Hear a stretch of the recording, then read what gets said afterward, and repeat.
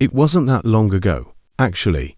I was unaware of the terrible experiences that some individuals had on Craigslist until after this incident. As long as you exercise sufficient caution, I always believed it to be reasonably safe. However, it seems that I disregarded my own guidelines. This occurred in the first month after I moved into my new house. For me, moving across the nation to a relatively new place was a lengthy process. Prior to the move, I sold nearly everything. Thus, for the first few months, whenever I was bored, I would idly browse Craigslist in the hopes of finding anything I might need, namely furniture or simple items to fill the house. I had actually already found a couple items on Craigslist and picked them up without any problems prior to this. I therefore had very little cause for anxiety. I chanced to scroll over a post of a somewhat nice-looking couch one evening after work. It was about exactly what I was looking for, a grey sectional sofa that seemed to be in excellent shape, and it was reasonably priced at $200. The man answered really rapidly. Brian was his name, and based on the writing, he appeared like a laid-back guy. After deciding on a fee, we began arranging a meeting time. I just owned an SUV, which was a major problem. Perhaps it might fit. He lived in the next town over, so I would have to drive there and back several times to get the entire thing to my house, one piece of the sofa at a time. He graciously volunteered to use his pickup truck to deliver the couch to my house when I explained that I didn't have a way to pick it up all at once. Naturally, my dream scenario was to see it in person before purchasing it, and didn't feel comfortable giving my address to a stranger. But doing it this way was just so much more practical and sensible. Furthermore, he wasn't at all pushy or strange about it. He appeared to be presenting a real solution. I decided to agree after giving it some thought. We arranged for him to stop by my house the next day at 5:30. I went to bed early, sent him my address in the morning, and cleaned the other rooms of the house for the remainder of the day. As 5:30 approached, I remained in the living room with the blinds half open while watching TV. I noticed headlights approaching the road at about precisely 5:30. A black pickup truck drove by gently a few seconds later. When they did, I saw that the truck's bed was empty of a couch, so I assumed it was just a neighbor or something and kept waiting. But that identical truck drove by again a little while later. The way they slowed down as they passed by, as if they were staring at my house or perhaps even through the windows, was incredibly odd. Simply made me feel nervous, but I still assumed it was insignificant. After texting Brian to make sure he was still en route, I carried on watching TV. I didn't see any more trucks driving by outside after I wrote that SMS. The fact that Brian never responded to my texts was even more peculiar. He didn't appear or even kept me informed about anything. An hour after his scheduled arrival time of 6:30, I texted him again, but it didn't go through, indicating that he had banned my phone. I wasn't sure what went wrong, but generally, I was more annoyed that he wasted my time than I was worried. He might have found someone else who was willing to pay more, or he ghosted me because something else came up, and he simply didn't want to deal with breaking the terrible news to me. I suppose it does happen. Later in the evening, I was largely over it. After eating dinner and setting up my home office, I spent the remainder of the evening relaxing in bed and watching YouTube. I can't even recall going to sleep. I'm very certain I was unconscious for at least a few hours, but I believe I simply passed out in the middle of a video. I heard a very frightening sound when I woke up in the middle of the night. I was positive that the long wooden creak was the front door creaking open. Being the only squeaky door in the house always worried me, so I knew it. Who the hell, though, opened it? As I listened, I sat up and looked at my bedroom door. Below me, I could hear faint footsteps entering the home. If it weren't for the echo of the empty house, I doubt I could have heard them. I started to panic, but I stayed motionless, nearly trapped in one spot. When they got to the bottom of the stairway, the footsteps appeared to halt. There was a long pause of many seconds before a man's voice called out, but not just anything. He was yelling my name. I didn't identify his rich, older-sounding voice as belonging to anyone I knew. Once more, he yelled my name. Unsettlingly, it was emotionless, From the bottom of the steps, he repeated my name in a monotone like he was aware that I was up here. I reached for my phone and silently dialed 911. To be honest, I felt like I had no other option, but I was terrified that he might overhear me speaking to the operator. I tried to whisper as softly as possible. The man is still called out my name while remaining at the steps. I went from my bed to my closet as soon as the police arrived. I had no idea if the man would genuinely approach to find me or not. They obviously had a problem, so I wasn't taking any chances.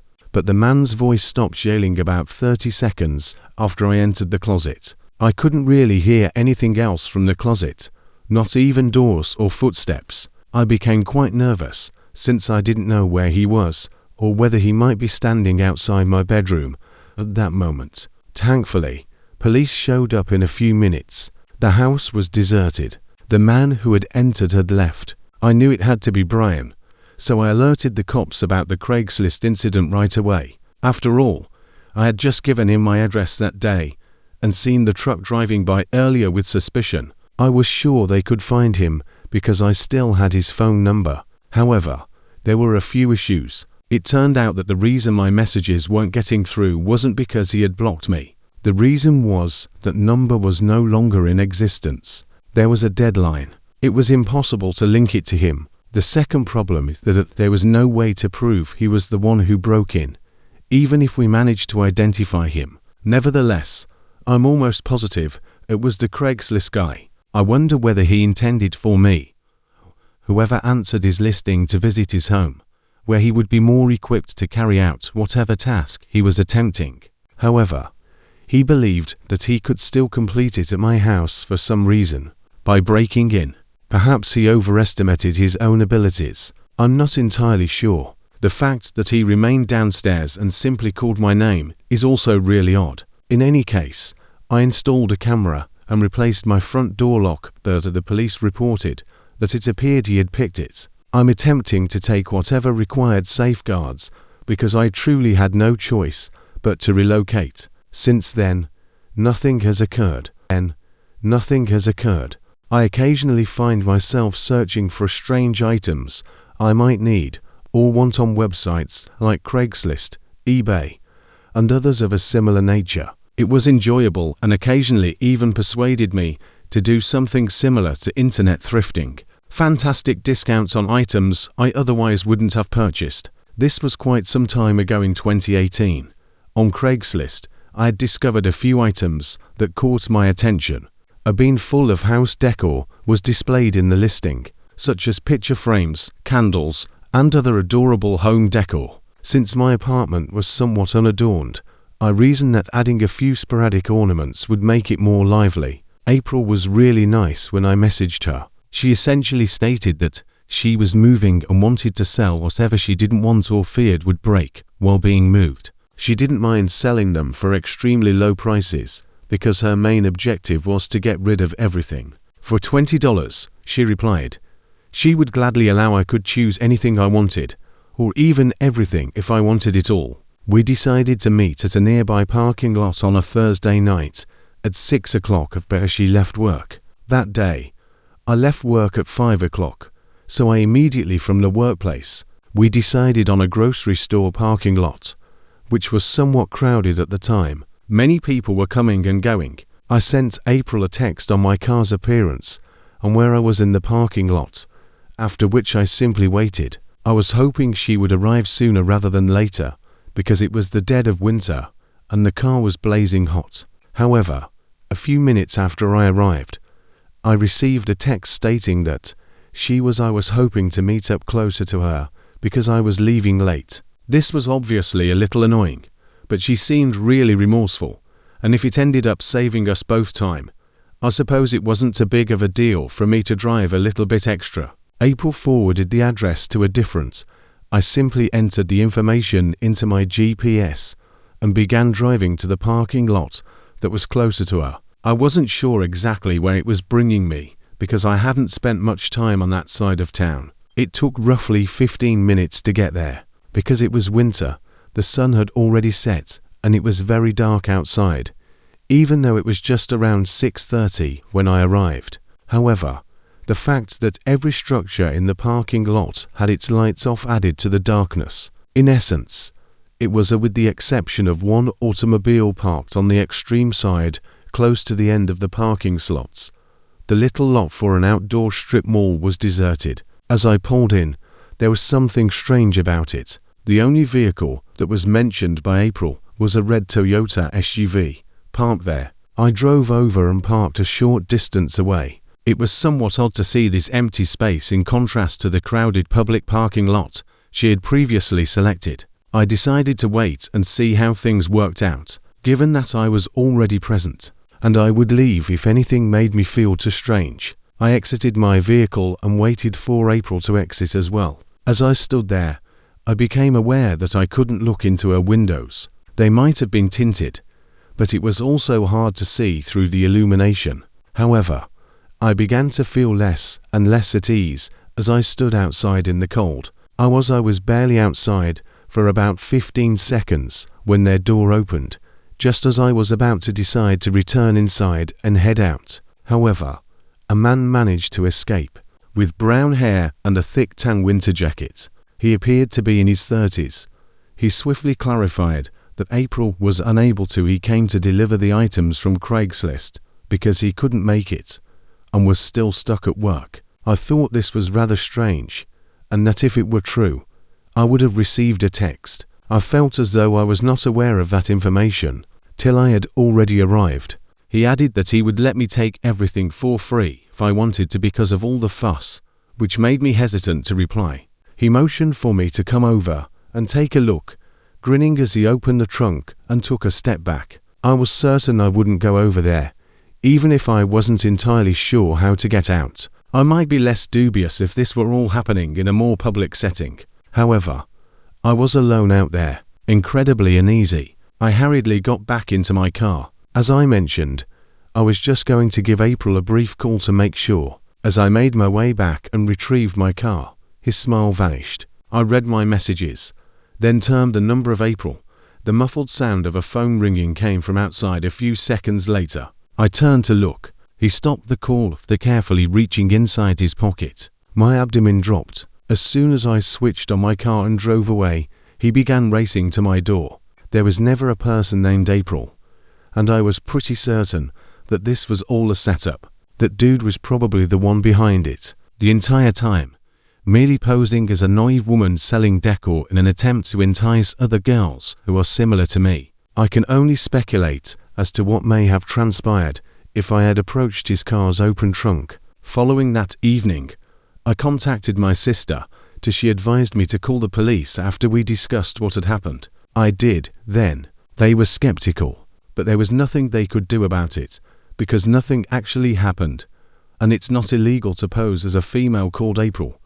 I think it's obvious that this was a setup with probably terrible motives. I sincerely hope that no one else was duped by it.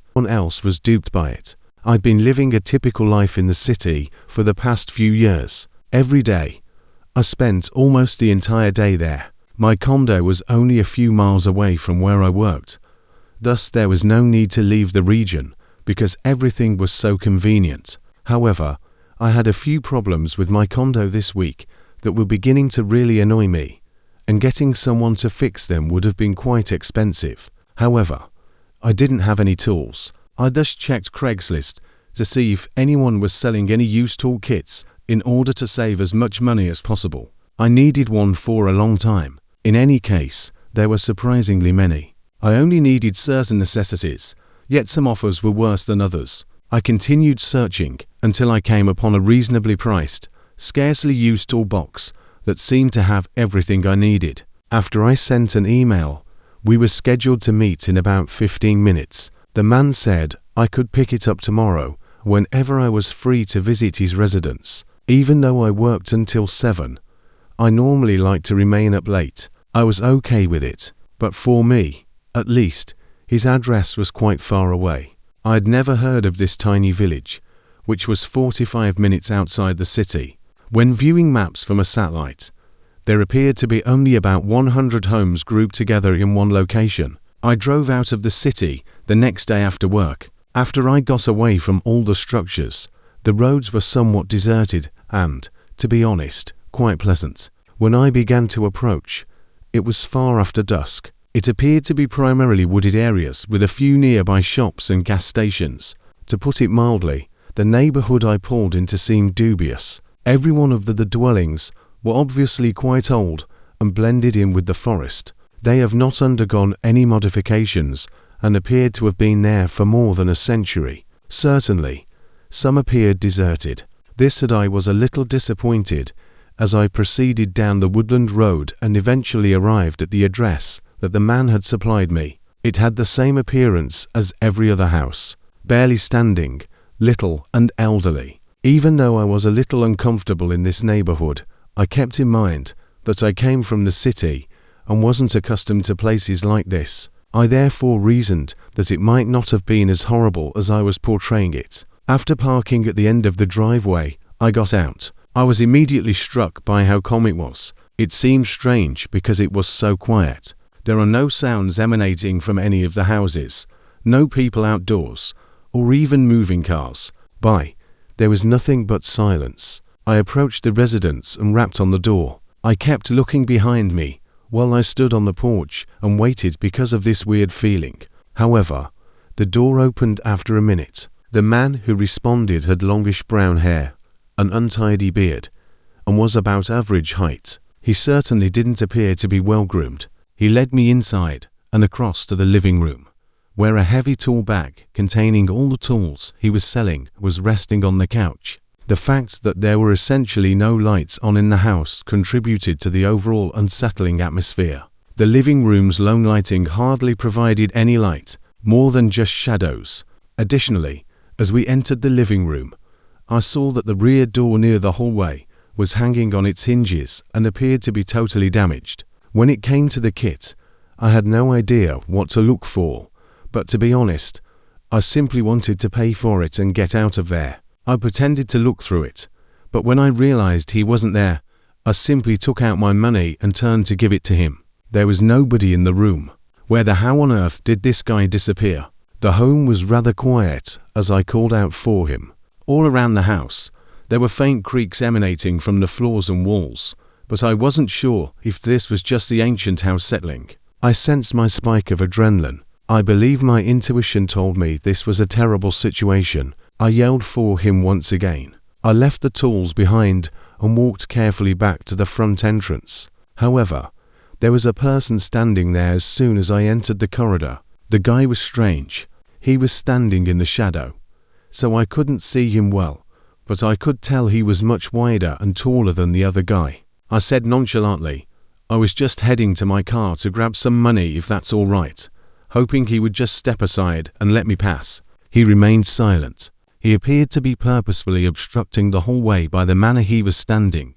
As I stood there attempting to come up with a plan, I heard a creak to my right. I looked away. The room next to me was completely dark. I believe it was in the kitchen, if I had to guess, but to be honest, I couldn't tell because it was so dark inside. My survival instinct suddenly took over at that precise instant, and I ran to the damaged back door I'd seen. I heard multiple loud creaks as I bolted from the house. I could certainly hear footsteps running behind me. Fortunately, there was no fence around the house, so I could just run around and return to the front. Someone leapt out from behind my car as I was sprinting back up to it, and began to flee. Even though I had no idea what they were doing, I knew I had to get out, so I simply unlocked it, entered, and flirted out. After that, I continued to feel the rush of adrenaline for some time. I'm rather certain there were several individuals in the home, and one of them was attempting to either break into my car